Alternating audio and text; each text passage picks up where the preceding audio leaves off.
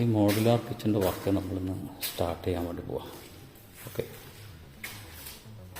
ഹാക്കറിലേക്കാണ് ഈ modular kitchen വരുന്നത്.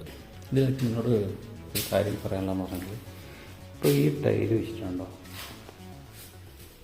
ഈ താഴെ ഭാഗത്ത് വെച്ച ടൈല് എനിക്ക് കാണില്ല. കാരണം എന്ന് പറഞ്ഞാൽ ഈ കിച്ചൻ്റെ ക്യാബിനറ്റ് വരുമ്പോൾ അവിടെ ബോർഡ് വെച്ച്, അതായത് മൾട്ടിവുഡ് വെച്ചിട്ട് അവിടെ കവർ ചെയ്യും. ഫംഗസോ അതുപോലെ തന്നെ മറ്റ് വെള്ളത്തിൻ്റെ നനവ് വന്നു കഴിഞ്ഞാൽ അങ്ങനത്തെ ഒരു പ്രശ്നമില്ലാത്ത നല്ല ക്വാളിറ്റി വുഡാണ് അവിടെ വില. ഓക്കെ, അപ്പോൾ ടൈലിൻ്റെ എക്സ്പെൻസീവ് നമുക്ക് ഒഴിവാക്കാം എന്നുള്ളതാണ്. പിന്നെ രണ്ടാമത്, കിച്ചൺ ടോപ്പ് ഇതിന് സ്ലാബ് ചെയ്തിട്ടില്ല. പക്ഷെ അത് നല്ലൊരു കാര്യം തന്നെയാണ്. കിച്ചൺ ടോപ്പ് സ്ലാബ് ചെയ്യാതിരുന്നാൽ നിങ്ങളുടെ ആവശ്യത്തിന് അരിച്ചിന് കണക്കായിട്ട് നമുക്കത് ടേബിൾ ടോപ്പ് ചെയ്യാൻ വേണ്ടി പറ്റും. ഇനിയിപ്പോൾ ഇതിൻ്റെ മുകൾ ഭാഗത്ത് ഇനി ടോപ്പിലും ക്യാബിനറ്റ് വരാനുണ്ട്.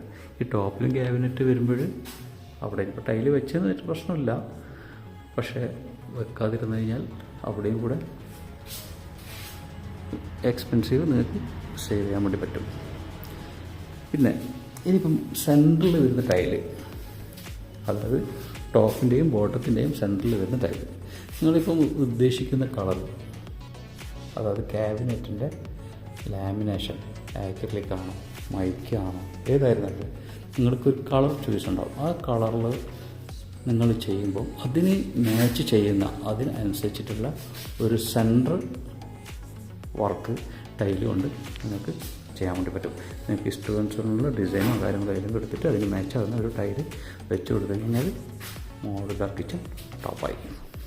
ഓക്കെ, ഇനി ഇതിൻ്റെ വർക്ക് ഓരോ പ്രോസസ്സിങ്ങിലേക്ക് വരുമ്പോൾ ഞാൻ നിങ്ങളുമായിട്ട് ഷെയർ ചെയ്യാം. ഓക്കെ.